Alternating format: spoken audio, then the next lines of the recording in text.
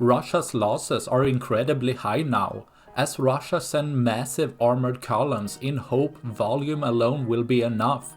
But as seen in this video, it's not the case.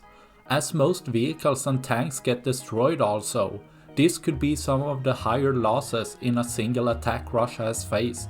Ukraine worked an incredible defense, sending swarms of drones which immobilize and destroy each vehicle, with mines, artillery and anti-tank weapon system as support, showing Russia burning through their Soviet stocks at an even faster pace than before, leaving a lot less for tomorrow.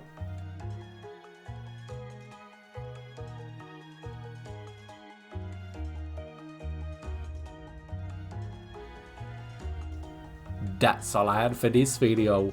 Please like and subscribe for more. Thanks for watching. Bye.